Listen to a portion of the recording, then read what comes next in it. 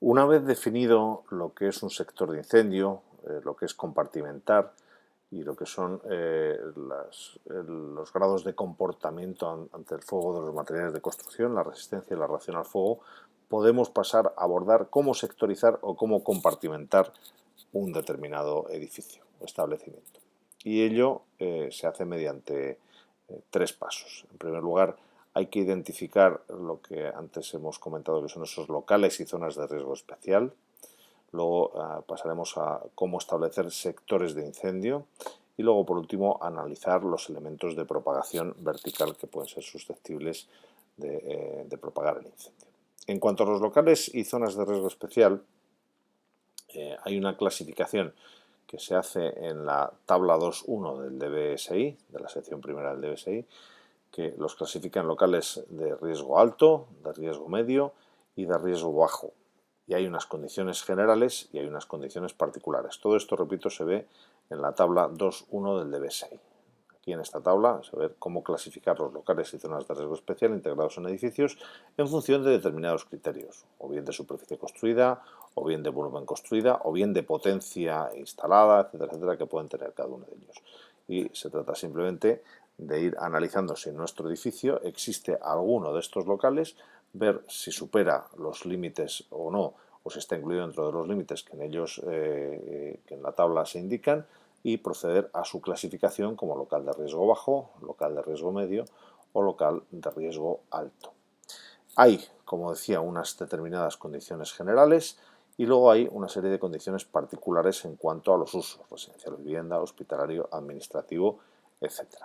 Por tanto, el primer paso sería analizar estas condiciones generales, tener en cuenta también, como se indica en el propio DBSI, que hay determinados locales de zonas de riesgo especial, como cuartos de calderas, etcétera, etcétera, que además tienen que cumplir otra reglamentación específica en materia de industria. Y luego, además, también analizar las condiciones particulares de los diferentes usos, residencial, hospitalario, etcétera, etcétera. En particular, en cuanto al uso comercial se refiere, si nos tocará analizar un local de riesgo especial de uso comercial, veremos que hay que calcular la carga de fuego y la densidad de carga de fuego según se establece en el Reglamento de Seguridad contra Incendios en establecimientos industriales. Una vez analizados si tenemos locales y zonas de riesgo especial, tenemos que proceder a establecer los sectores de incendio. Los sectores de incendio, que es un concepto mucho más amplio que el de local de riesgo especial, que en definitiva es un compartimento, se hacen en primer lugar por diferenciación de riesgos de propagación. Está claro que un edificio tiene que ser un sector de incendio diferente a otros para evitar que un fuego en el edificio se me propague a edificios colindantes. Pero también, como habíamos comentado anteriormente, un establecimiento situado dentro de un edificio con otros establecimientos tiene que ser un sector de incendio diferenciado. Recordemos que establecimiento estaba ligado con titularidad diferenciada a la hora de obtener una licencia administrativa. Pues un establecimiento también, para evitar el riesgo de propagación a otros propietarios, tiene que estar sectorizado con respecto a los demás establecimientos que hay en el edificio, con algunas excepciones que se hacen en el propio documento básico respecto a usos como pueden ser oficinas, o pueden ser academias, o pueden ser hostales o residencias integradas dentro de su vivienda, siempre que no superen unos determinados límites. Y por último, en cuanto a la sectorización por diferenciación de riesgos de propagación, incluso dentro de un mismo establecimiento es necesario separar sectorizar los usos que hay dentro del mismo siempre que superen unos determinados límites que ahora analizaremos. Esta sería la primera clasificación de sectores. Un edificio siempre tiene que ser un sector independiente de los edificios colindantes. Un establecimiento siempre tiene que ser un sector de incendio independiente de los otros establecimientos del edificio, con las excepciones que hay. Y en principio un uso también tendría que ser un sector de incendio independiente, pero solo si está dentro de los recogidos en las condiciones que ahora veremos de la tabla 1.1.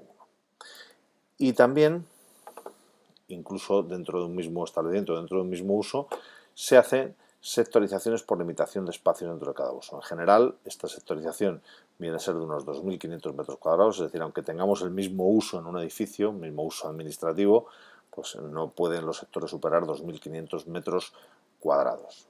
Hay algunas excepciones más amplias para el uso docente, que se llega a 4.000 metros cuadrados, o para el uso garaje aparcamiento. También existen condiciones de sectorización especiales para determinadas zonas, como pueden ser las UBIs en el uso hospitalario, o también hay condiciones particulares para los usos de pública concurrencia, para las cajas escénicas o para grandes centros comerciales. Todo eso está contemplado dentro de una tabla que ahora vamos a analizar. En el código técnico viene especificado cómo se deben superficiar. Por ejemplo, no se deben incluir los locales de riesgo especial que hemos definido antes dentro de la superficie de cada uso. También viene una nota acerca de que se puede duplicar los tamaños que hablábamos de 2.500 metros cuadrados o 4.000 si existe una instalación de extinción automática. Habla de las condiciones de los grandes establecimientos comerciales y también de los sectores de riesgo mínimo. Todo esto lo podemos analizar en la tabla 1.1 del documento básico de seguridad en caso de incendio, en la sección 1, propagación interior. Aquí hay una tabla en la cual pues, establece que en general, como decíamos antes, todo establecimiento de construcción sector de incendio diferenciado, excepto en algunos casos, como comentábamos antes, en edificios de uso principal, residencial, vivienda, y siempre que sean establecimientos de uso docente, academias, administrativo, oficinas o residencial público, como pues los tales, siempre que no superen los 500 metros cuadrados. En ese caso no es necesario, pero a partir de ahí sí. Bueno, pues en esta tabla no solo viene todo lo que hemos comentado anteriormente, sino luego ya particularizando uso por uso. Por ejemplo, en residencial vivienda la superficie no debe exceder de 2.500 metros cuadrados, como hemos visto antes, y algunas notas más adicionales que es necesario conocer. Y por último, el último elemento que debemos analizar para ver si debe estar compartimentado o sectorizado son los elementos de propagación vertical, empezando por las escaleras, y también vamos a analizar los ascensores. Los elementos de propagación vertical, en cuanto a escaleras, se establece una clasificación en función del riesgo de incendio, que es de escaleras no protegidas y de escaleras protegidas. ¿Qué es una escalera no protegida? Pues una escalera no protegida es una escalera abierta en la cual se está expuesto a las dos acciones fundamentales del fuego, que son, por un lado, la exposición a los gases tóxicos y, por otro lado, la exposición al calor del incendio. La escalera abierta no tiene ninguna protección a ninguna de estos dos riesgos. Existe una definición, que es la de escalera compartimentada, en la cual las escaleras se han encerrado en elementos resistentes al fuego, con lo cual puede haber una cierta protección contra el calor, no contra el humo.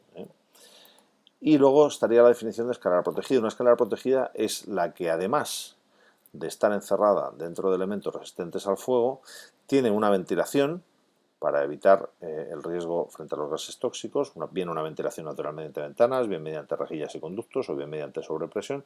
Y en esas escaleras, por eso se llama protegidas, estamos protegidos tanto de las altas temperaturas del incendio como de los gases tóxicos.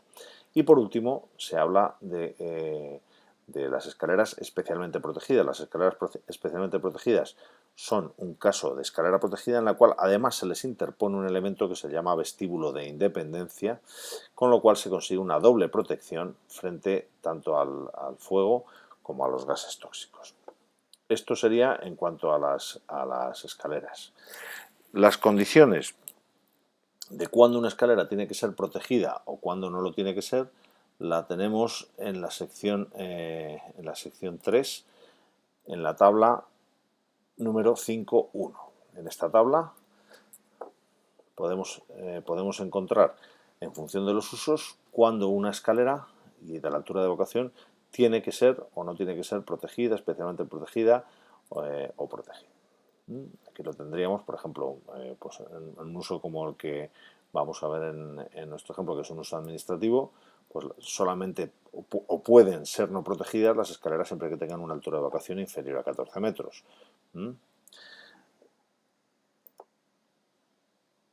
A partir de ahí ya tendrían que ser protegidas o especialmente protegidas, que se admiten en todo caso. Bien, otro de los elementos que puede propagar verticalmente un incendio son los núcleos los recintos de los camarines de los aparatos elevadores, siempre y cuando comuniquen sectores de incendio. Claro está, si están dentro del mismo sector de incendio no van a propagar el incendio a otro sector.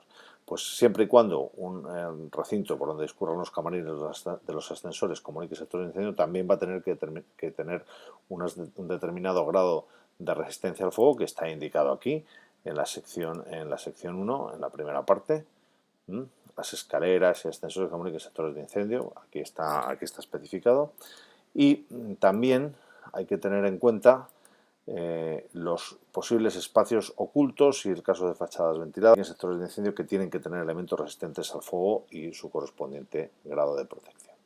Bien, estos serían la manera de analizar si las escaleras y los camarines de los aparatos elevadores y los espacios ocultos o pasos de instalaciones, repito, siempre que comuniquen sectores de incendio, tienen que estar compartimentadas, tienen que tener ventilación, etcétera, etcétera.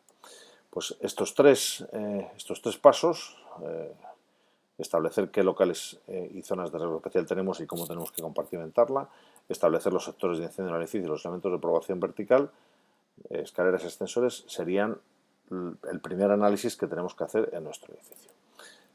También, y por rematar esta parte, tener claro que los vestíbulos de independencia solamente se exigen en determinados casos, como es en el caso de las escaleras especialmente protegidas, en los cuales tienen que contar con ventilación para evacuación de humos. Siempre que tengamos un garaje y que esté comunicado con zonas de otros usos, vamos a tener que interponer un vestíbulo de independencia. También siempre que haya un local de riesgo especial medio y alto, una zona, la comunicación tiene que hacerse a través de vestíbulo de independencia. Los accesos a ascensores desde locales de riesgo especial a aparcamientos deben disponer de vestíbulo de independencia. Y por último, en todas las salidas de emergencia en establecimientos contenidos en edificios de otro uso, también debe haber un vestíbulo de independencia. Solamente es necesaria la ventilación del vestíbulo de independencia para evacuación de humos en los accesos a las escaleras especialmente protegidas.